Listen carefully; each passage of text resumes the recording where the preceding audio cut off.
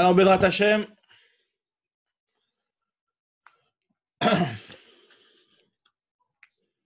voilà, je me mets en place. Donc, Bedrat Hashem, on va essayer aujourd'hui, Bessiata Lishmaya, de faire le daf Lamed-Tet de Masechet Shabbat, donc Chol HaMoed Pesach, Tafshin P. D'accord. Donc, on en était daf Lamed-Chet Amoud-Bet en bas, après la Mishnah. On en était après la Mishnah. Alors, quel était le sujet de la Mishnah? La Mishnah nous avait dit une première halakha. Je vais relire rapidement la Mishnah comme ça, parce qu'en fait, finalement, la Gemara, Kamouvan, elle va parler sur la Mishnah entièrement. Donc, je vais relire la Mishnah rapidement. Et on va enchaîner tout de suite avec la Gemara. Une seconde. Voilà. Ensuite, voilà. Donc, qu'est-ce qu'elle nous dit? Qu'est-ce qu'elle nous dit, la Mishnah? Très bien. On avait dit dans la Mishnah, En notnim betza mecham bishvil shetit galgel. On n'a pas le droit, on avait dit, de mettre un œuf près du mecham. Donc le mecham, c'est le kumkum, d'accord, qui était sur le feu, Donc même si ce mecham là, il n'est pas sur le feu, finalement lui, il est juste chaud. Malgré tout, on n'a pas le droit de mettre à côté du mecham un œuf pour qu'il soit midgalgal, c'est-à-dire qu'il commence un petit peu à faire un œuf à la coque comme ça. D'accord? Midgalgal, c'est-à-dire qu'il commence un petit peu à devenir un œuf à la coque. Velo yifkeena besoudarim. Et pareil, on avait dit on n'a pas le droit de le mettre sur un soudar, un tissu qui aurait été chauffé avec le soleil. On sache de ça, c'est un rajout. Et Rabbi aussi lui l'autorise. Donc il y a une marloquette entre Tanakama et Rabbi aussi. Est-ce qu'on a le droit de chauffer sur quelque chose qui aurait été chauffé au soleil? D'après Rabbi aussi, c'est autorisé. Par contre, le cas d'après, il est interdit même d'après Rabbi aussi, puisque Rabbi aussi n'intervient pas là. Et elle nous dit que lo yitmenena bechol ou be'avak drachim. On n'aura pas le droit d'enfouir un œuf dans du sable ou dans de avak drachim, donc dans de la terre, de la poussière de chemin. Donc, c'est-à-dire ce qu'il y a sur les chemins, sur les chemins de terre, quoi. Bishvil shetit salé, pour que grâce à cela, il puisse chauffer. Donc, on n'a pas le droit de faire ça. Alors maintenant, la Gemara, elle explique, elle nous rapporte un maasé. Maasé shel souan shel Tveria ve'eviut silon shel tzonen letoch ama shel chamin. Les gens de Tveria ont mis en place un système pour réchauffer leurs eaux leur eau courante, grâce au Chamet Tveria qu'ils avaient dans la région. Donc, ce qu'ils faisaient, c'est qu'ils ont fait un tuyau d'eau froide qui rentrait et donc qui passait par un passage de Chamet Tveria, de l'eau chaude. Et donc, ça fait que l'eau, elle ressortait réchauffée. Alors, les Chachamim ont dit à ces gens de Tveria, Amroulaim Chachamim, Im Beshabbat, la semaine, faites ce que vous voulez, mais le Shabbat, vous n'avez pas le droit de profiter de cette eau-là. Ça a le même statut que Chamim Shiuchum Beshabbat, ça a le même statut qu'une eau chaude qui aurait été réchauffée pendant Shabbat, et donc on n'a pas le droit de se laver avec, et on n'a pas le droit de la boire. Une eau qui a été chauffée pendant Shabbat, comme on voit, on n'a pas le droit de boire, on n'a pas le droit de se laver avec. Alors, Beshtia, par contre, si c'est. Imbe Yom Tov, par contre, si c'est Yom Tov, là, on aura le droit de la boire, parce qu'on a le droit de chauffer de l'eau pour la boire. Ça n'a pas de problème. Yom Tov, on a le droit de cuisiner. Mais par contre, on n'a pas le droit de se laver avec. Imbe Yom Tov, Kechamin Shirmou Yom Tov, Asurin Berechitza, Mutarim Beshtia. C'est Khamin là qu'on n'a pas le droit de boire, ça s'appelle Mistamek Yafelo. Non, mais les Chamin, ils sont Mistamek Veralo. Mais, et pourquoi on n'aurait pas le droit de le boire? Alors là, le problème, c'est que là, il y a eu une Atmana. C'est Atmana, là, on est dans une autre paracha. Parce que cette mana, c'est pas parce que c'est. Atmana ici, c'est que l'eau, elle a été mise dans un endroit qui est matmin, un petit peu l'équivalent de ce qu'on avait déjà vu dans la fin du deuxième Pérec, Mossif Bedavaravel. comment on appelle ça? Bedavaravel. Bon, on va en parler un petit peu après. Alors, la Gemara continue, elle te dit. Alors, la Gemara continue, elle te dit que. Donc voilà, donc ça c'était la Mishnah. Maintenant, la Gemara, elle va tout de suite enchaîner et elle va analyser la première phrase de la Mishnah. On avait dit dans la Mishnah, En notnim betza mecham bishvil shtit galgel. On n'a pas le droit de donner un œuf à côté du mecham pour que l'œuf il commence un petit peu à cuire. Alors maintenant, la Gemara se pose la question, elle dit Iba yaleu. Gilgel Mai. Et s'il a cuit, quel est le statut? Quel est le statut? Alors, la question ici, elle est vraiment, difficile à comprendre. Elle est vraiment très, comment on appelle ça, satoum. C'est-à-dire, elle est pas explicite du tout, la question de la Gemara. Et dans les Rishonim et dans les Mefarshim, il y a une grande grosse souga pour comprendre Behemet Bidouk, ce que la Gemara elle a demandé. Alors, je vais rapporter le pshat qu'on dit au nom de Rashi, même si dans Rashi, ce n'est pas marqué explicitement. Et le pshat du Ritva, parce qu'il y a aussi un pshat du Chazanish, mais bon, on ne va pas entrer dans ça. Le pshat qu'on rapporte au nom de Rashi, c'est que la Gemara se pose la question pour cet œuf-là, parce que l'œuf, il a une particularité. L'œuf, c'est vrai qu'il a une cuisson qui peut des fois durer, on va dire au pif, hein, même si c'est pas vrai dans la réalité, je connais pas. Mais disons qu'un œuf pour cuire, ça peut prendre un quart d'heure. Disons, l'OEDA. Peut-être ça prend 5 minutes, l'homme chané. Mais en tout cas, ça prend un quart d'heure. Mais l'œuf, il a une particularité, c'est que même au bout de 2 minutes, au bout de 20 secondes, au bout de 30 secondes, il est déjà un petit peu, il a déjà un chevar grâce au feu, c'est-à-dire qu'il a déjà eu une maturité, ou comment on peut appeler ça, il a déjà eu une bonification grâce au feu, qui s'obtient déjà à un premier stade, à un niveau de cuisson qui est beaucoup moins que Machal Ben Deroussaï quelque part. Donc là, on se pose la question, dans ce cas de figure, où la cuisson, elle est déjà, elle a déjà un apport sur l'aliment, même quand c'est un niveau très faible de cuisson, est-ce que dans ce cas-là, on va considérer que c'est chayav ou pas? Ça, c'est la question d'après ce qu'on rapporte au nom de Rashi. Maintenant, je dis ce qu'on rapporte au nom de Rashi parce que dans Rashi, c'est un diouk sur le Rashi dans la flamme à Moudbet. C'est pas très méfourache, mais comme ça, on rapporte au nom de Rashi.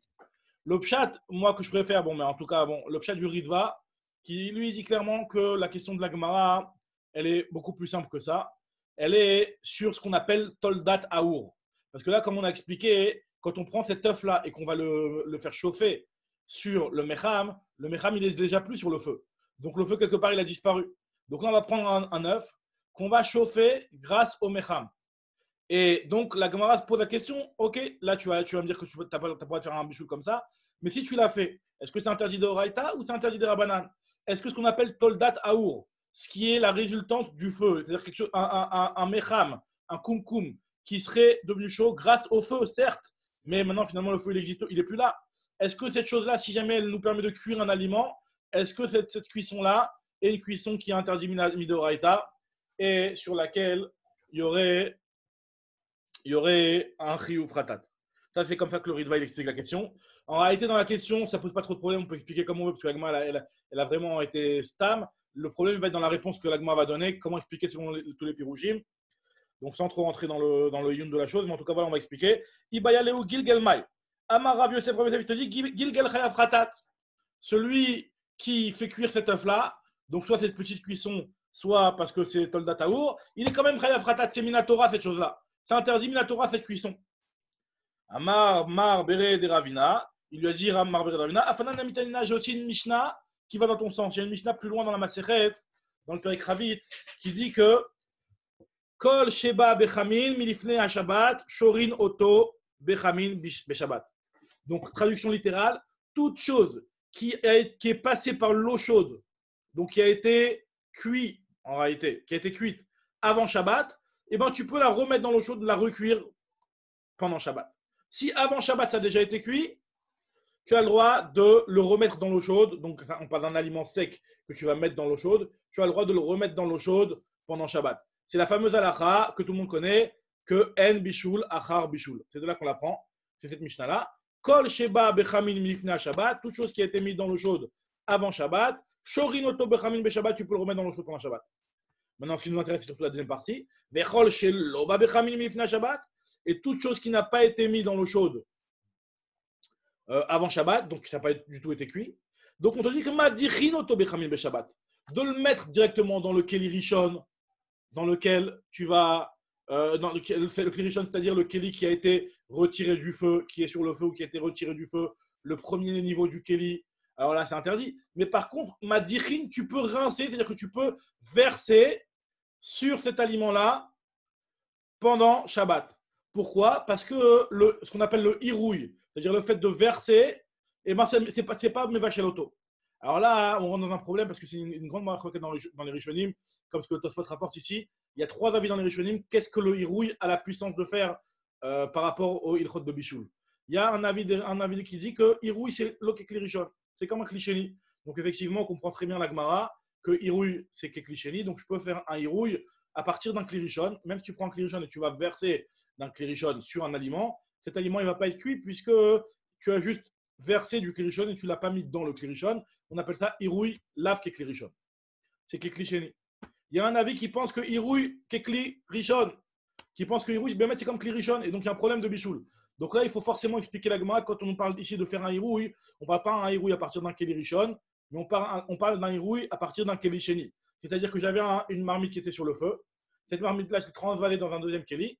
Et de ce deuxième Keli-là, j'ai versé sur un aliment. Le problème c'est que si vraiment on parle d'un Hirouille d'un Keli Sheni, a priori, tu pouvais même le mettre carrément dans le Keli Sheni. Tu n'as pas besoin d'arriver jusqu'à un Hirouille du Keli Sheni. Bon, sans les Rishonim se posent la question. En tout cas, voilà, d'après cet avis-là, c'est comme ça qu'il faudrait expliquer la Gemara. Et aussi, la même chose, d'après l'avis qui pense que Hirouille, il y a un troisième avis qui pense que le Hirouille, il est Mévachel qui est des clipas. Il est Mévachel seulement une petite couche, donc c'est aussi un problème pendant le Shabbat. À partir du moment où tu cuisines un petit peu, c'est un problème. Donc c'est pour ça qu'il faudra aussi expliquer qu'on parle d'un Hirouille, d'un Keli Sheni. Donc c'est pour ça que c'est autorisé. En tout cas, ici, on nous dit que tout ce qui n'a pas été cuisiné, qui n'a pas été mis dans l'eau chaude avant Shabbat, on aura le droit de verser dessus de l'eau chaude pendant Shabbat. Chutz mina maliach yashan vekulias aispanim. Sauf le maliach yashan, c'est le vieux poisson qui a séché. Et kulias aispanim, c'est aussi un sort de poisson. Rachid dit que c'est du thon. Le thon, comme on sait, le thon, avec une toute petite cuisson, ça cuit. Donc, par rapport à la problématique qu'on avait vue tout à l'heure, le betsa, que dès que tu le cuis un tout petit peu, il a déjà une petite cuisson, il est un petit peu bonifié grâce au feu. Ben, le thon, c'est l'équivalent, et c'est de là la preuve. Puisque tu vois ici qu'on te dit que le kulias aispanim, adachatan zoig marmelachtan, le fait de les rincer, c'est le gomar melacha, entre guillemets, c'est-à-dire que si tu l'as été mévaché à l'auto, simplement en versant de l'eau chaude dessus. C'est ce qu'on appelle, nous, dans le langage de la halakha, on appelle ça kalé abichoul. C'est les choses qui cuisent facilement. Donc, vu que cette chose-là, elle cuit facilement, donc on te dit que le fait de verser dessus de l'eau chaude, de l'eau bouillante, déjà, ça va être un problème de bichoul dessus. Maintenant, et nous, on rentre l'œuf dans la même catégorie? Alors, on rentre l'œuf dans la même catégorie, a priori. Ouais. A priori, alors maintenant, par rapport à Kala Bichoul, a priori ça, il semblerait que oui. Maintenant, c'est pas si pachout que ça, Nahon. Ouais, parce que c'est pas la même cuisson. Enfin, je sais pas, Edan doit. Non, mais la preuve elle est comme ça. La preuve, elle est que tu vois bien. Alors, d'après le pshat qu'on a dit dans Rashi, c'est que quelque chose qui cuit déjà avec un tout petit. Au bout de quelques secondes, il a déjà un petit peu cuit. Le thon, c'est la même chose. Le thon, si tu le fais trop cuire, au contraire, il va devenir sec, il va devenir immangeable. Le thon, avec une toute petite cuisson, déjà, ça lui donne un petit peu. Alors, Rav, moi, j'ai deux chélotes. Est-ce que maintenant, si je le fais avec un Keli Sheni vraiment, pas je prends du Keli Rishon et je verse, avec un Keli Sheni, est-ce que je peux le faire à Shabbat? Alors là, c'est vrai que. Ça dépend des Rishonim, ce qu'ils ont dit. Est-ce que non, il a raison, parce que là, aujourd'hui, on sait que le thé, un exemple, le thé, il cuit le Shabbat, ok? Si tu le mets en Keli Rishon, il va cuire. C'est un bichoul. On le fait en Keli Sheni. Si on part du principe que le Keli 2, il n'est pas mévachel, le problème, c'est qu'il n'est pas mévaché les aliments normaux. Maintenant, les aliments qui sont calés à bichoul, par exemple, le thé, d'après beaucoup, c'est considéré comme calé à bichoul. Après, voilà, donc il y en a beaucoup qui évitent de le faire aussi dans un Keli Sheni et qui font même plus que ça. Maintenant, en tout cas, il y a certains aliments. Après, chaque aliment, ça a étudié au cas par cas. Il y a une marque locale entre le Mishnah Berurah et le Chazon Ish, exactement qu'est-ce qu'on appelle Kalé Bichoul. Est-ce que c'est seulement ce qui est marqué dans la Gemara, ou alors on est croché tous les autres cas ou pas? Est-ce qu'on est croché sur le Klisheni, même Klishni? D'après le Chazon Ish, même Kli Asiri, tu n'as pas le droit de le mettre. Parce que c'est Kalé Bichoul. D'après le Mishnah Berurah, c'est seulement Klisheni. Mais Klisheni, c'est interdit. Kalé Bichoul, Klisheni, c'est interdit. Pas seulement Hirouille de Kli Rishon, même Klisheni, c'est interdit. Si tu me dis juste ce qui a été dit par la Gemara, l'œuf, ça s'appelle que ça a été dit par la Gemara ou que ça n'a pas été dit vu qu'on a déduit l'œuf de ça. Enfin, on a déduit que l'œuf, on n'a pas le droit de ça. Non, voilà, donc l'œuf, tu n'as pas une preuve formelle exactement de son niveau de Kalé Bichoul. Quoique tu as quand même une mini preuve. Tu peux dire que voilà, la Gemara te compare l'œuf au koulias à hispanim qui sont calabichoul. Donc, a priori, l'œuf, c'est le même degré. Donc, l'œuf aussi, de faire un hiroui de klirishon, ce serait interdit. Ce serait que dans le cliché qui serait autorisé. Non, Mechila. Même dans le cliché, ce serait interdit. Et ce serait que plus, ou d'après les Chazon, je ne sais pas, ou d'après le Mishnah Mora, que cliché. En tout cas, voilà, juste sans rentrer dans ce détail-là. Mechila, je voulais. Ouais, deuxième question. Rav, il y a aussi un autre point aussi qui est très important, c'est qu'il faut savoir aussi qu'il peut avoir aussi un bichoul à froid. Par exemple, tu prends un morceau de poisson cru, tu mets un jus de citron, il cuit. Tu vois ce que je veux dire? Ça, c'est autre chose. Tu rentres dans des problèmes de me'abed. Me'abed, ça veut dire un petit peu de travailler mariner. C'est une autre melacha, c'est un petit peu la melacha de travailler les peaux. Alors, c'est vrai que par rapport aux aliments, ça peut entrer dans le bichoul. Il y a des rishonim comme ça. Tu as raison. Mais là, on parle ici à chaud. On parle de calabichou. Mais tu as raison que c'est aussi un problème, ça. Maintenant, la Gemara, elle prouve, donc, encore une fois, pour expliquer d'après ce que j'ai dit juste avant, d'après le pshat qu'on a dit dans Rashi, la preuve elle est du fait que le thon, là, c'est quelque chose qui cuit très rapidement, comme l'œuf. Et d'après le pshat du Ritva, le Ritva qui avait expliqué que le problème, il est-ce que Tolda Taour, c'est Chayav Ratat ou pas? Là, clairement, on voit que de prendre de l'eau bouillante et de la verser ou de mettre carrément dans de l'eau bouillante, qui est aussi une Tolda Taour, et on voit que Zeugmar Melartan, donc on considère que c'est Chayav Ratat, donc de là à la preuve. Très bien. Donc je ne suis pas rentré dans le pshat du Chazanish, c'est un autre pshat du Chazanish, mais on n'est pas rentré dans ça. Super. Donc la Gemara, elle te dit, du fait qu'il y a marqué Zeugmar Melartan, Shmamina. Très bien. Maintenant, la Gemara, elle reprend ce qu'on avait dit dans la Mishnah, Veloïf Kaina Besoudarim. Il y a marqué dans la Mishnah qu'on n'a pas le droit de prendre l'œuf et de l'ouvrir sur un tissu qui a été chauffé au soleil. Et on avait vu que Rabbi aussi, il autorisait cette chose-là. Donc, quelle est la marloquette? La Gemara va expliquer tout de suite. Alors, est-ce que pourtant ce qui a marqué Notnim Tafshile Tochabor, il y a une Mishnah, donc qu'on avait. Alors, c'est une Mishnah qui va être plus loin, qui dit que Notnim Tafshile Tochabor Bishvil Sheye Shamou. Tu peux mettre un plat dans un petit trou, dans un petit bord, pour qu'il soit chauffé. Donc, ça, c'est pas ça qui nous intéresse. Tu peux mettre de l'eau bonne dans de l'eau mauvaise pour qu'elle se refroidisse. Bon, si tu as besoin de la faire refroidir avec de l'eau qui est pas en état, mais qui va te permettre de refroidir de l'eau, donc tu peux le faire. Ça, c'est un autre sujet, on n'est pas dans ce sujet-là. La preuve pour nous, elle est du cas d'après. Tu peux mettre vetatsonen bechama. Tu peux mettre de l'eau froide au soleil, bijvil sheichamu, pour la cuire. Donc on voit qu'on a le droit de cuire au soleil. Donc comment ça se fait que il y a Tanakama qui me dit Loïf Kenab Soudarim. Il me dit que je n'ai pas le droit de cuire sur le tissu qui a été cuit au soleil. Donc on avait déjà expliqué hier la différence, c'était que là, ce n'était pas le soleil directement, c'était Toldat Rama. Ce que la Gemara va répondre tout de suite. La Gemara au début, elle propose, elle dit que Lima Rabbi aussi, va-t-on dire que cette Mishnah-là, elle va que comme Rabbi aussi, Velo Rabbanan n'est pas comme Rabbanan. Alors, il te dit non, pas du tout. Et là, il donne les clalims qu'on avait déjà donnés hier. Bahama, alors que c'est une cuisson qui a été faite au soleil directement, des coulées al malo péligé, des charrets. D'après tout le monde, c'est autorisé quand c'est au soleil. Betolda taour, donc de cuisiner directement au soleil, c'est autorisé. Betolda taour, c'est-à-dire quand c'est tolda taour, c'est pas directement sur le feu, sur quelque chose qui a été chauffé par le feu. Des coulées al malo péligé, des assour. Et comme on avait dit juste avant, c'est chayav ratat, c'est interdit minatora. Si c'est quelque chose qui a été chauffé par une casserole qui elle-même a été brûlée sur le feu, c'est-à-dire que la chaleur du métal, il provient du feu. Même si le feu il a disparu, c'est chayav ratat, tu n'as pas le droit de faire une chose pareille. C'est ce qu'on appelle toldat aour. Maintenant, qui peut liguer, leur marloquette, elle est betoldat achama, sur quelque chose qui est toldat achama. Ce n'est pas directement le chama, mais ça a été chauffé par le chama. Mar, ça va rien, hein, qui pense gazrinan toldat achama ou toldat aour.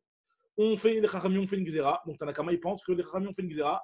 Ils ont dit que finalement, la personne, il ne va pas voir la différence. Il va voir un tissu qui a été chauffé, qui est brûlant. Il va voir que tu es en train de te faire un œuf au plat dessus. Les gens ils vont dire attends, ce tissu-là, il est brûlant. Qui me dit qu'il n'a pas été brûlé et qu'il n'a pas été chauffé par du feu? S'il a été chauffé par du feu, c'est chayav khatat. Donc, comment il peut faire une chose pareille? Donc, c'est pour ça que les Chachamim nous ont fait une gzera. Ils ont interdit aussi même toldat rama. Même un tissu qui aurait été chauffé par le soleil, c'est quand même interdit. Mar, ça va, Gavrinan, Toldat Hamat ou Toldat Taour. Mar, ça va, le Gavrinan Rabbi aussi pense qu'on ne fait pas la Xéra. Très bien. Ça, c'est pour comprendre le deuxième cas de la Mishnah.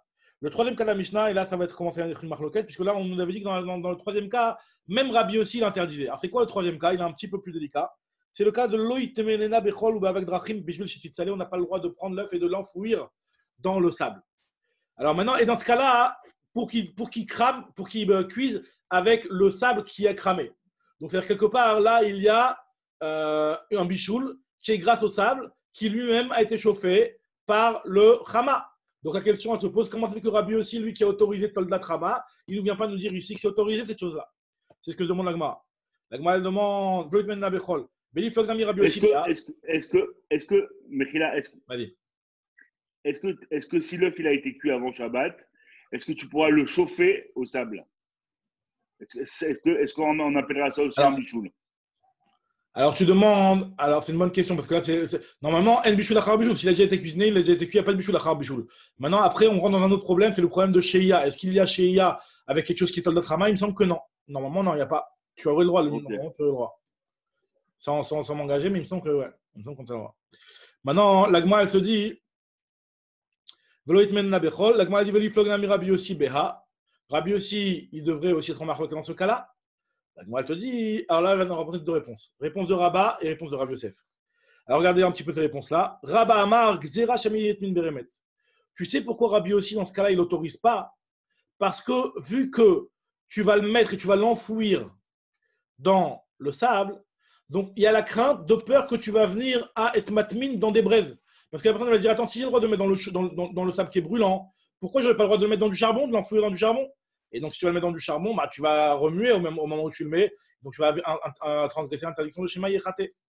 Ça, c'est ce que Rabat pense. Donc c'est pour ça que dans ce cas-là, même si c'est vrai que normalement Rabbi aussi, lui, il autorise Toldat Hama, dans ce cas-là, il interdit parce que justement, il y a un problème de Shema Yatmin Beremet, de peur qu'il vienne d'être Matmin Beremet. Alors, ce schéma Yatmin Beremet, on ne va pas trop rentrer dans les détails. Est-ce que c'est exactement le même Issur que Atmana ou alors c'est pas exactement le même Issur que Atmana? Tosfot, dans le dernier Tosfot de la page, il rentre dans le problème Bemet. Il dit, mais je ne comprends pas, Bichlal, c'est quoi cette chéla? Là, il y a un problème de Atmana Mamash. C'est Atmana Bedavar Motifevel. On a appris dans la fin du deuxième Pérec qu'on n'a pas le droit de faire Atmana avec quelque chose qui chauffe. Donc, comment ça se fait que Bichlal, tu as le droit ici? Parce qu'on va voir qu'il y a l'avis de Rav Yosef, qui va donner une autre explication. Il n'est pas d'accord avec la première, et toi, tu ne comprends pas pourquoi Rav Yosef n'est pas d'accord avec le problème de Atmana, qui est un problème de base. Donc, toi, tu donnes des réponses pour dire qu'ici, Bémet, il n'y aurait pas de problème de Atmana. Pourquoi il n'y aurait pas de problème de Atmana? Alors, il donne plusieurs explications. Dans ce problème-là, il te dit parce que un bichoul gamour, alors il dit que c'est un bichoul gamour, ça, il n'y a pas de problème de motif Evel. Alors, il y a un grand chidouche, il dit que la gvera de Atmana Bedavar à motif Evel, elle est quand quelque chose qui n'est pas complètement cuit et enfin, qui est déjà un petit peu cuit quand même, Mechila, et que le bichoul va lui rajouter, l'Atmana va lui rajouter. Tandis que là, tu vas prendre un œuf qui n'est pas du tout cuit, tu vas le mettre dans du sable. Alors là, il n'y a pas le risque comme on avait dit dans Atmana de Bedavar Amosif Evel, que la personne va venir à le cuire. Parce qu'une personne ne va jamais pendant Shabbat prendre un œuf et le cuire. Donc c'est pour ça que c'est une xéra qui est supplémentaire sur Atmana de Bedavar Amosif Evel. Pour ça, ce que tu as dit, on ne va pas trop rentrer dans le détail. Maintenant, la Gemara, ici, elle rapporte pour l'instant, c'est l'avis de Rabat, qui nous dit que la raison pour laquelle Rabbi aussi ici l'interdit, alors que normalement il autorise Toldat Hama, c'est parce que il y a un risque supplémentaire qui est une xéra de Chachamim, Shema Yatmin Beremet. Maintenant, Rav Yosef lui donne une autre explication. Rav Yosef Amar mi pene chez Meziz Afarmim Mekomo. La raison pour laquelle Rabbi aussi ici l'autorise, alors qu'il interdit Mechila, alors qu'il avait autorisé dans le cas d'avant. Pourquoi Rabbi aussi ici n'intervient pas? Il ne vient pas dire que c'est autorisé, parce que ici c'est interdit d'après Rabbi aussi. Pourquoi ici c'est interdit? Parce que quand tu mets l'œuf dans le sable ou dans la terre, et ben finalement, alors là il y a deux girsaot dans les Rishonim. Il y a la girsa de Rashi qui dit Shema Yaziz Afam Mekomo. Rashi, il a une autre girsa que l'Agma chez nous. Là, présentement, dans l'Agma, on a marqué Mi Pene chez Meziz Afam Mekomo. J'ai expliqué aussi, mais en tout cas, d'après Rashi, Shema Yaziz Afam Mekomo, il y a un risque qu'on va venir à bouger de la terre. Ça veut dire que si le type il est en train de mettre son œuf dans le sable, il se rend compte qu'il n'y a pas assez de sable pour enfouir l'œuf. Peut-être qu'il va aller creuser un trou sur place pour pouvoir enfoncer encore plus l'œuf et que l'œuf il soit entièrement recouvert. Et là, c'est un problème de faire. Chofer, c'est une mélacha de choresh. C'est ça, une mélacha de choresh. Ou de bonnet, si tu veux faire un bord, c'est les gouma. En tout cas, dans ce cas-là, donc c'est pour ça que d'après Rav Yosef, on interdit, Rabbi aussi, il interdit aussi cet œuf-là, de l'enfouir dans le sable, parce que de peur qu'il vienne, si jamais il voit qu'il n'y a pas suffisamment de sable, à creuser pour recouvrir entièrement l'œuf. Et donc là, dans ce cas, il peut rentrer dans un problème de refaire, de creuser. D'accord? Ça, c'est l'explication selon la Guerta de Rashi. Il y a une autre Guerta qui dit mi-péné chez Mézidafar. Alors là, Tosfot, il dit que c'est un problème au moment où tu mets l'œuf dans la tête, dans le sable, ben, le sable, il est mouxé. Donc, vu qu'au moment où tu mets l'œuf, tu es Mézidafar, mi-péné chez Mézidafar, du fait que tu déplaces l'œuf, donc c'est pour ça que.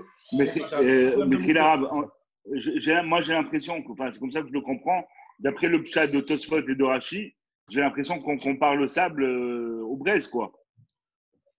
À la limite, quoi. Non, mais justement, l'avis de Rav Yosef, lui, il n'est pas d'accord avec le problème des braises. Lui, il te dit que le problème des braises, ça ne me pose pas de problème. Le problème, il est soit d'après Rashi que tu vas venir à creuser, ou soit d'après Tosfot que tu déplaces du mouxé. Alors, d'après Tosfot, il y a un problème de mouxé, bien qu'en réalité, tu ne vas pas directement toucher le mouxé et tu vas juste le déplacer en tiltul minatsad. Lui, il pense que tiltul minatsad, c'est interdit. C'est une marloquette, ça aussi. Et les autres avis qui n'ont pas expliqué comme ça, c'est parce qu'ils considèrent que tiltul minatsad, c'est autorisé, donc il n'y a pas de problème de mouxé. Tiltul minatsad, c'est-à-dire que quand tu ne déplaces pas directement le mouxé, c'est qu'en enfonçant l'œuf, ça déplace du mouxé. Là, c'est tiltul minatsad, les sourires d'avoir un moutard, c'est autorisé. Ok. En tout cas, maintenant, la Gemara, elle te dit ici que. Voilà, donc ça, c'est l'explication Rabba et Rav Yosef. Donc ça, c'est important de bien comprendre cette marloquette. Alors, la Gemara dit c'est Maï Binayou, quelle est la nafkamina entre les deux si on explique que la raison pour laquelle Rabbi aussi, s'il interdit à cause de Shema et Min Beremet ou à cause de Mezid Afam Mekomo, Maï Binayou, dit la Gemara, Ika Binayou Afar Tichoar. La différence qui est entre les deux, c'est Afar Tichoar. C'est quoi Afar Tichoar?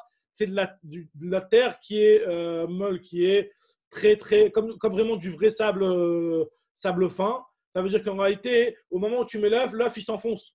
Tu n'as même pas besoin de déplacer. Donc là, il n'y aura pas de problème de moufler d'après Tosfot. Il n'y aura pas de problème de refaire parce que c'est pas là qui va s'enfoncer au fond. Il n'y aura pas de problème. Il n'y a pas de problème du tout d'après le problème de Mouxé. Tandis que d'après le problème de comment on appelle ça, de Shema Etmin Beremet, ben oui, il y a toujours le problème. C'est pas parce que la terre elle est un petit peu plus fluide que ça va faire que ça va être autorisé. Très bien. Ikabinayu a farti croire. La Gemara va poser une question. Rabban Shimon Megamiel Omer, Megagelim Betzal Gabe Gag. On a le droit de faire un œuf au plat sur un toit, un toit. Alors la Gemara dit à Gag Roteach.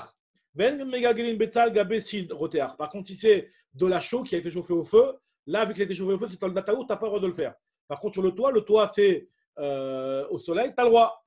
Alors la Gemara dit je ne comprends pas. Alors, je veux bien que tu me dises que ça va comme Rabbi aussi, qui autorise Toldat Rama. Mais là, dans ce cas-là, on devrait interdire, d'après ce que tu m'as expliqué juste avant, Rabbi aussi devrait aussi interdire. Pourquoi? Bish, la malemanda margzera Shema Yatmin Beremet.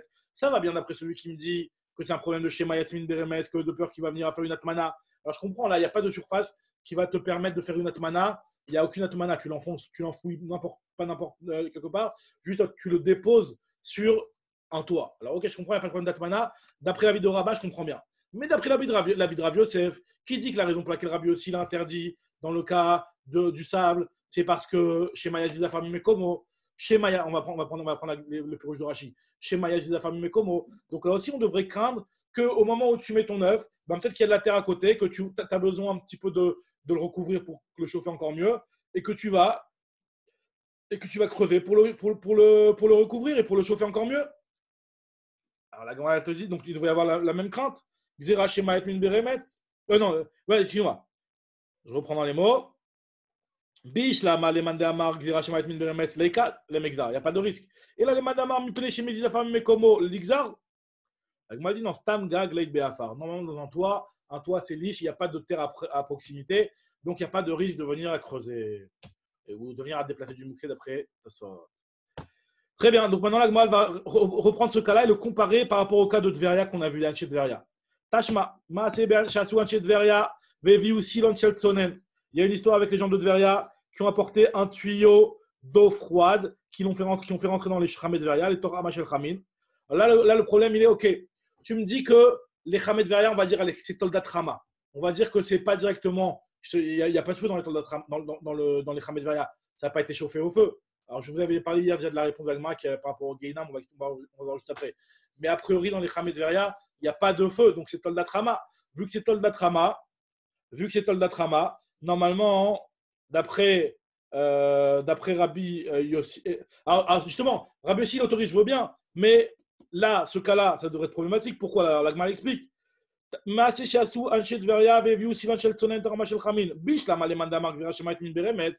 comprends bien celui qui me dit que le problème, pourquoi Rabbi Yossi l'a interdit dans le sable, c'est à cause de Atmana. Donc je comprends bien là-bas aussi pourquoi Rabbi Yossi ne l'autorise pas, il n'est pas venu dire que c'est Moutar, parce que Daïdou des Damia Atmana. Ce cas-là de Anchedveria, c'est aussi un cas qui ressemble à Atmana. Parce que finalement, l'eau, elle va venir, elle va être moutmenet, elle va être enveloppée dans le Chamet Veria. Donc c'est un problème. Mais d'après celui, et là, les madame Penechemiz, la femme Mekomo, Maïka les Memar, dans le cas d'un Chedveria, ça n'a rien à voir avec du sable. Il n'y a aucun risque de crever du sable pour venir à recouvrir. Donc, quel est le problème? Il n'y a pas de problème de mouktsé, ni de profer, il n'y a aucun autre problème. Ce silone d'eau, ils l'ont mis, on est d'accord qu'ils l'ont mis avant Shabbat. Vadaï, ils l'ont construit avant Shabbat. Vadaï, ils l'ont construit en Shabbat. Mais le problème, c'est que même pendant Shabbat, quand ça continue… Et malgré tout, on a peur qu'ils soient sur le Rabbi Yossi, qu'il va creuser un trou encore. Nahon. C'est-à-dire que pendant Shabbat, il voit que l'eau n'est pas très chaude, par exemple. Alors justement, la Gemara dit que non, il n'y a pas de problème, il n'y a rien à creuser là-bas. Justement, c'est pour ça que la Gemara, elle dit que d'après ça, pourquoi Rabbi Yossi ne vient pas intervenir et dire que c'est autorisé? Parce qu'a priori, la Gemara, elle comprend que quand la Mishnah nous a rapporté l'histoire du Maaseh Shel Anchedveria, sous-entendu, c'est la continuation du cas d'avant. Et dans ce cas-là, Rabbi Yossi aussi l'interdit.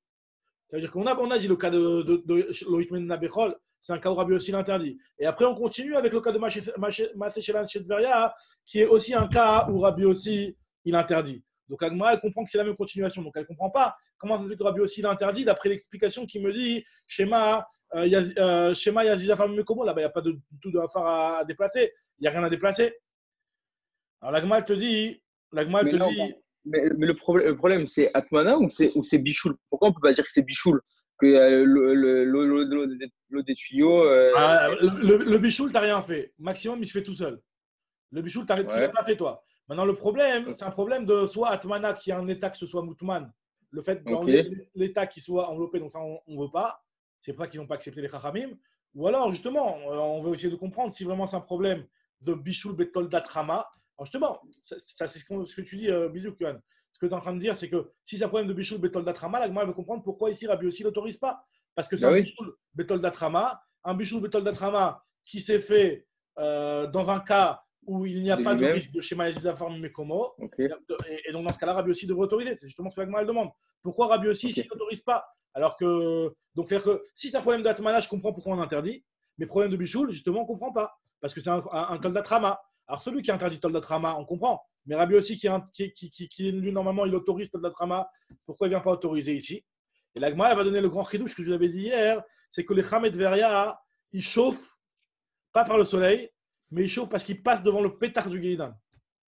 C'est ce que nous dit la Gemara ici.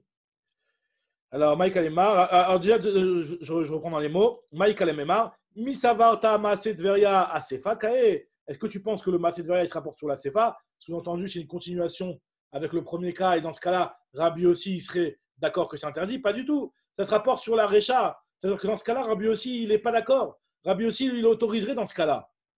Alors, c'est ce que nous dit la première réponse de la Gemara. Arecha Kae, Loyaf Kinabe Soudarine. On te dit que tu ne peux pas normalement mettre un œuf et l'ouvrir et le faire un œuf au plat sur un tissu.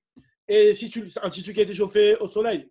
Et si tu le fais, d'après Chachamim, c'est interdit, d'après Rabbi aussi, c'est autorisé. Rabbi aussi m'attire. Les Rabbanan et Rabbi aussi. Et pareil, et voici ce que Rabbanan on dit à Rabbi aussi. Voici l'histoire de Maaseh du Anchedveria.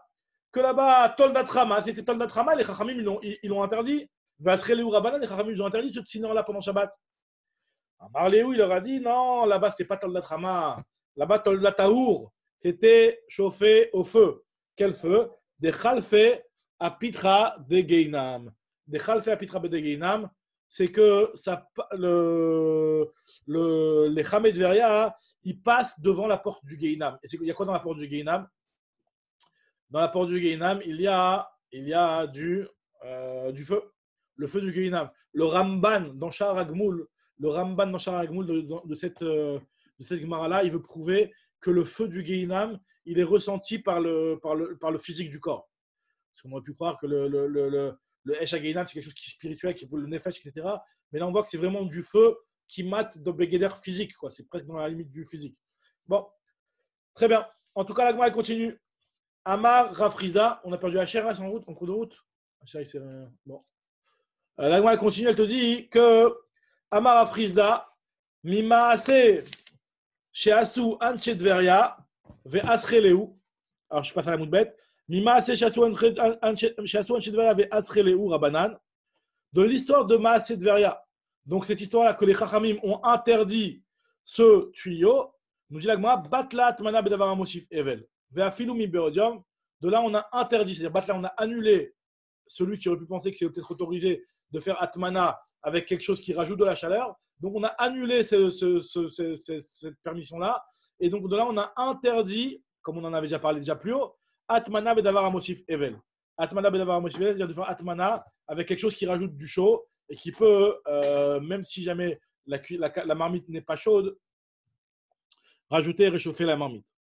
Alors, la filoumi beodium, et même si tu le fais avant Shabbat, puisque là-bas c'était avant Shabbat, à Maroula, où là il nous dit que la halakha les kehanchet veria. Alors bon, dans les Rishonim, ici il y a beaucoup de vikurim. En quoi on a besoin de l'histoire d'un Chet veria? C'est des Mishnah Mefouré, plus loin que Atmana Bedavar Amosif Evel, c'est interdit depuis Erev Shabbat. Bon, il y a toutefois qui donne plusieurs réponses.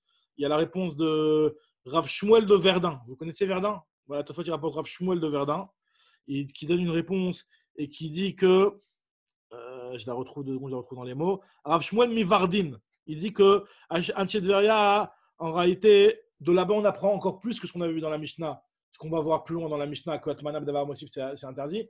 Parce qu'on apprend non seulement que c'est interdit, mais on apprend aussi que Bedi Avad, si tu l'as fait, tu n'as pas le droit de manger le résultat.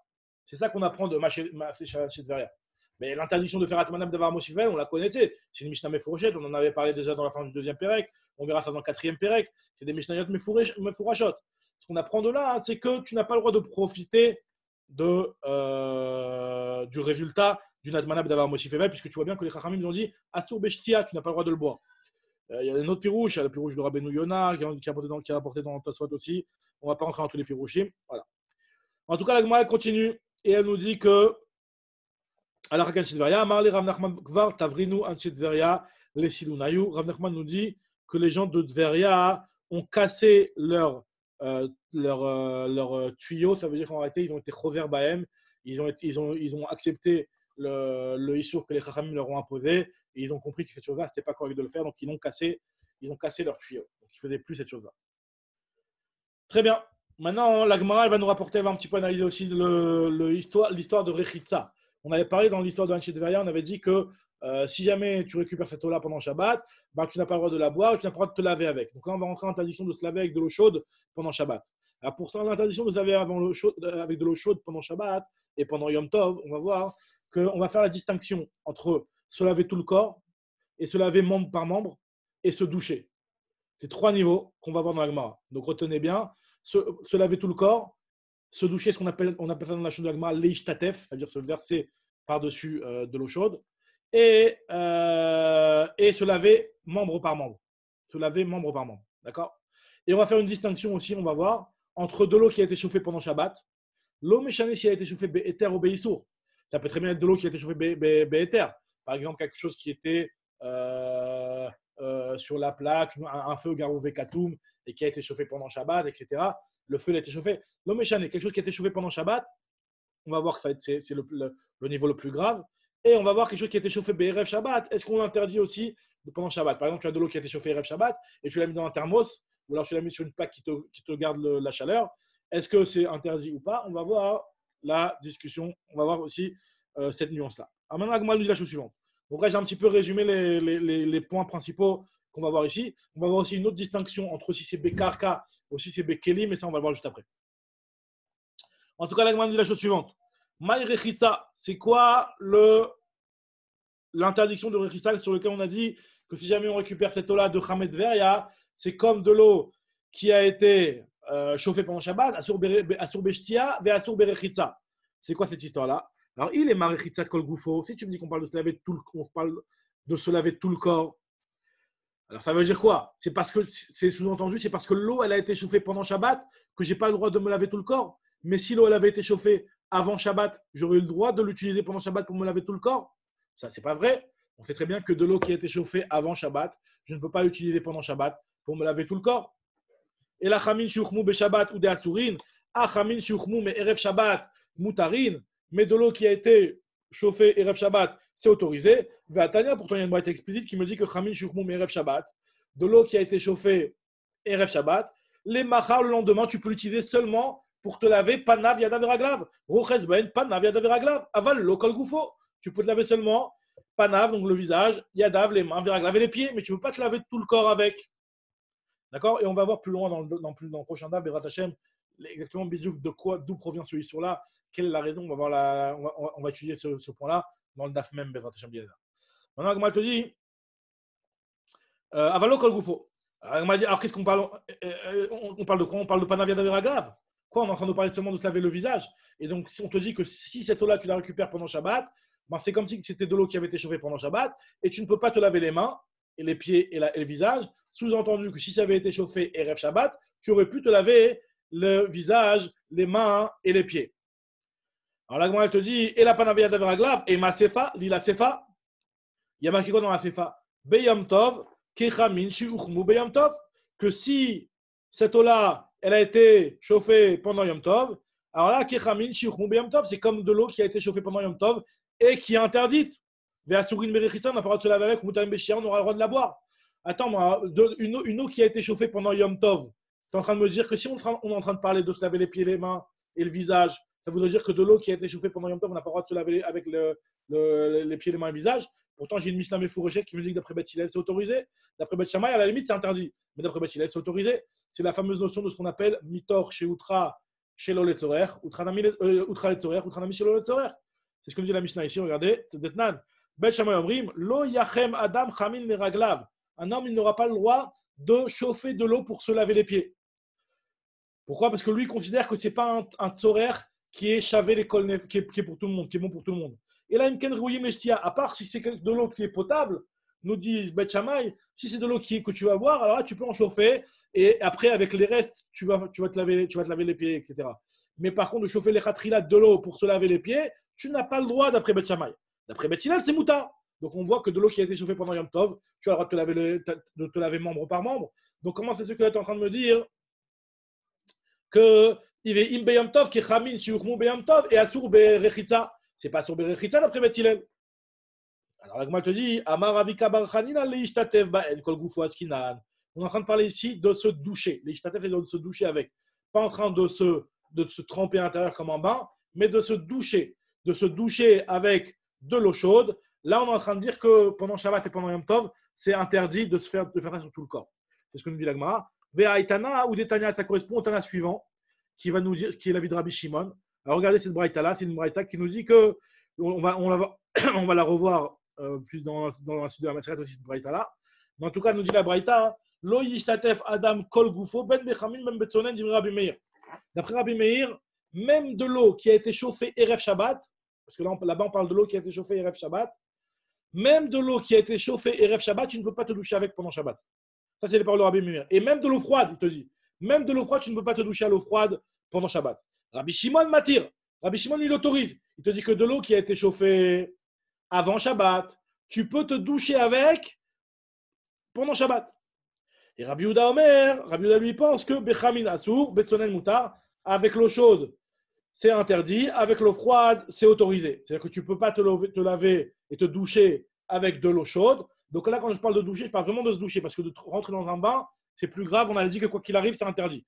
Donc de se doucher, ce qu'on appelle l'ishtatef, tu as le droit de le faire Bechamin avec de l'eau chaude. Tu as le droit de le faire avec de l'eau froide, mais pas avec de l'eau chaude après Rabbi Yehuda. Alors, la Gemara, Rav Friza lui va donner une distinction, une petite nuance sur la marloquette. Donc, en fait, et pour expliquer, revenir au pshat de la Mishnah, donc c'est de ça qu'on parle quand on a dit que l'eau qui a été récupérée pendant Yom Tov, on n'a pas le droit de se laver avec, parce que c'est seulement si elle a été chauffée pendant Yom Tov que tu n'as pas le droit. Par contre, si elle a été chauffée Erev Yom Tov ou Erev Shabbat, tu aurais le droit. Et c'est comme Rabbi Shimon qui vient de nous dire dans cette braïta-là que tu as le droit de te laver avec de l'eau chaude qui a été chauffée la veille de Shabbat. Très bien. Maintenant, la Gemara, elle te dit, Rav Friza, il vient te dire, Rav Friza, marloket bekli, aval bekar, kadivra kol mutar. La marloket, elle est seulement quand c'est de l'eau qui est dans un keli. L'eau qui est dans un keli, alors là, celui qui va voir ça, il va croire, même si l'eau elle a été chauffée avant Shabbat, il va croire que cette eau-là, elle a peut-être été chauffée pendant Shabbat. Parce que dans un kéli, c'est possible qu'elle ait été chauffée pendant Shabbat. Donc la personne qui va voir ça, elle va se dire que ça a été chauffé pendant Shabbat. Donc dans ce cas-là, Rabbi Yehuda, il vient, il te dit que de l'eau chaude, c'est interdit. Et Rabbi Meir aussi. Mais par contre, dans de l'eau qui est Bekarka, que de l'eau qui est Bekarka, c'est possible qu'elle ait été chauffée même 2 jours avant. Et le fait que ce soit dans un karka, ça conserve la chaleur. Et elle peut être restée encore chaude, voire tiède, voire même carrément chaude. Donc là, dans ce cas-là, les gens ne vont pas venir à soupçonner qu'il a fait ça pendant Shabbat. Et donc, ce serait autorisé, nous dira Frisda. C'est ce qu'il nous dit Aval Bekarka, il à Kol Moutar, d'après tout le monde, c'est autorisé de l'eau qui a été chauffée Erev Shabbat. Donc tu la récupères cette eau-là et de se faire une douche, puisqu'on est en train de parler de se faire une douche. Maintenant, l'Agma te dit Ve'a Ma'aseh d'un Shidveya Bekarka Ave. Pourtant, l'histoire d'un Shidveya, c'était Bekarka, c'était dans un bassin, c'était pas dans un Kéli. Ve'a Sreli ou Rabanan, les Chacham, ils ont interdit quand même. Alors l'Agma te dit de se laver avec cette eau chaude-là. L'Agma te dit Ela Yitmar, Achitmar. Marloket Bekarka, il faut corriger, il faut dire qu'en réalité, la Marloket entre les Tanaïm, là, elle est seulement Bekarka, seulement sur l'eau qui est dans le karka. Là, il y a une Marloket, il y en a qui interdisent, il y en a qui autorisent. Mais par contre, Bekli, d'après tout le monde, c'est interdit. Et effectivement, dans le karka, on a dit que ça va seulement comme Rabbi Shimon qui interdit quand c'est pendant Shabbat et qui autorise quand ça a été fait Rev Shabbat. Là, moi, elle continue, elle te dit, comme quelle est la halakha ici Amar Rabbi Yochanan, halakha ki Rabbi Yehuda. Il dit que la halakha est comme Rabbi Yehuda. C'est quoi Rabbi Yehuda? Rabbi Yehuda, on a le droit de se doucher avec de l'eau froide, mais on n'a pas le droit de se doucher avec de l'eau chaude. Même si l'eau elle a été chauffée et Rev Shabbat, c'est interdit, on n'a pas le droit de se doucher avec de l'eau chaude pendant Shabbat. Alors il lui a demandé à Marley, Rav Yosef, il lui a dit Befirou shmi alecha ou miklala shmi alecha. Est-ce que cet enseignement-là, tu l'as entendu mamash explicitement que la halakha est comme Rabbi Yehuda, ou alors tu l'as déduit d'un autre enseignement? Alors l'Agma a dit, parce que si tu l'as déduit d'un autre enseignement, eh ben moi je peux te rétorquer et te dire que c'est pas un bon diouk. Quel est le diouk qu'on ferait dans notre enseignement? Alors l'Agma rapporte quelque chose qu'on avait déjà vu. On avait déjà vu ça dans le deuxième Pérec, Mechila. C'est la fameuse halakha, est-ce que vous vous rappelez, avec les tissus qu'on a jetés à la poubelle, ou les tissus qu'on a mis derrière la porte, ou le tissu qu'on a mis dans la boîte. On avait dit qu'un tissu, ce qu'on appelle koulé matlaniot, c'est les fameux tissus qui ont une taille très petite, et à partir du moment où tu le jettes à la poubelle, les koulé alma, on avait dit, les koulé alma, tu jettes à la poubelle, et ben c'est plus un keli, il est tahor.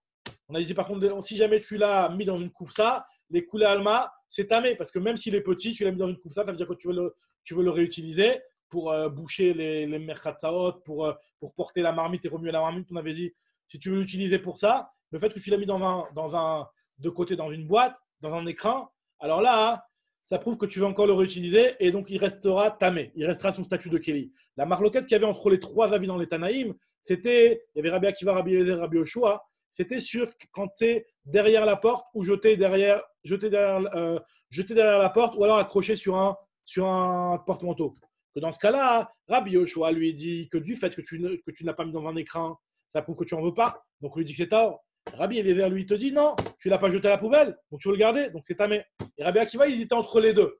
Il était l'avis qui était Mahria, qui était entre les deux. Il disait que si jamais c'est derrière la porte, c'est tahor. Après, si jamais c'est sur le porte-manteau, c'est tamé. Donc il avait dit un avis intermédiaire. Et donc de là, on voit que quand il y a un avis intermédiaire, eh ben, on tient la halakha comme ça, puisqu'on a dit là-bas que la halakha est comme Rabbi Akiva. Enfin non. Justement, il y a un avis intermédiaire là-bas. Mechila, on va voir. Il y a un avis intermédiaire. Alors, dans notre cas, nous aussi, il y a l'avis de Rabbi Yehuda, l'avis de Rabbi Meir, il y a l'avis de Rabbi Shimon qui est matière. Il y avait Rabbi Yehuda qui autorisait que l'eau chaude et pas l'eau froide. Donc lui, il est intermédiaire. Tandis qu'il y a Rabbi Shimon qui autorise complètement tout, même l'eau chaude. Et il y a Rabbi Meir qui interdit tout, même l'eau froide. Donc l'avis de Rabbi Yehuda, c'est un avis qui est intermédiaire. Donc peut-être c'est pour ça que tu me dis que la halakha est comme Rabbi Yehuda, vu que c'est un avis intermédiaire. Donc je lis dans les mots, là, ce que je viens de vous dire. Alors, il lui a dit Maïmiklala, quel serait le diouk de Amar Rabbi Tanchum, Amar Rabbi Yochanan, Amar Rabbi Yenai, Amar Rav. Kol makom shetamotzi shnaim cholkim vechad machria, halakha kedivra machria. Dans tous les cas où tu vois qu'il y a deux qui sont en marloquette et il y en a un qui vient et qui dit un avis au milieu, trois avis dans les Tanaïm, deux qui sont dans les extrémités et l'avis du milieu, ben là, halakha est comme l'avis du milieu, ce qu'on appelle divra machria. Pourquoi? Parce que celui qui dit comme l'avis du milieu, ben, il a d'un côté une halakha où il a l'appui de l'un, une halakha où il a l'appui de l'autre. Donc, dans les deux cas, hein, il est deux contre un. Donc, c'est pour ça qu'on tient la halakha comme ça. Comme ça, Rachid explique. Alors, la Gemara te dit, chutz mi koulé matlaniot, à part le cas de koulé matlaniot, Pourquoi? Parce que c'est le cas que je vous l'ai dit avant. Chez Afalpi, chez Rabbi Eliezer Mahmir. Même si Rabbi Eliezer, lui, les Mahmir, il considère que tous les tissus, ils sont tmeim, même si tu les as mis derrière la porte. Et que Rabbi Yoshua, lui, les mécaniques, il considère que dans tous les cas, c'est tahor. Et Rabbi Akiva Machria et Rabbi Akiva, lui, il dit entre les deux, ça dépend si c'est derrière la porte ou si c'est jeté ou si c'est accroché sur le porte-manteau. Et Nalacha qui dit Machria, dans ce cas-là, Nalacha n'est pas comme Rabbi Akiva qui a tranché entre les deux. Pourquoi? Parce que Chada de Rabbi Akiva Talmidou. Parce que, premièrement, parce que Rabbi Akiva, c'est un Talmid par rapport à Rabbi Yoshua, donc là, Nalacha n'est pas comme un Talmid devant les Rabbanim. Et en plus, Rabbi Akiva, les Gabé de Rabbi Yoshua. On avait déjà vu plus haut, on a vu que Rabbi Akiva avait changé d'avis. Il avait pensé au final comme Rabbi Yoshua. Donc la Gemara dit, alors, ok, vas-y. Donc la Gemara se posait la question, quand tu m'as dit que la halakha est comme Rabbi Yehuda, donc concernant l'interdiction de se doucher avec l'eau chaude, est-ce que tu l'as déduit de cet enseignement-là qui disait qu'on tranche comme l'avis du milieu? Alors, il lui a dit, ah, et si j'ai tranché comme cet avis-là, disons que c'est à cause de ça que j'ai tranché, quel est ton problème? Vehi miklala mai. Quel est ton problème si c'est miklala? La Gemara dit, non, dilma hanemile bematnetin, braitalo. Peut-être que ce principe-là, il n'a été énoncé que par rapport au Mishnayot, que dans des Mishnayot, lorsque tu as un avis comme ça et un avis comme ça, et un avis qui tranche au milieu, on fait la halakha comme l'avis qui tranche au milieu. Mais quand c'est une braïta, non. Alors, c'est vrai que moi, d'après la logique que je vous ai dit dans Rashi, a priori, ça ne devrait pas faire de différence, Mishnayot ou braïtot. Mais la Gemara, elle pensait peut-être que c'était une différence.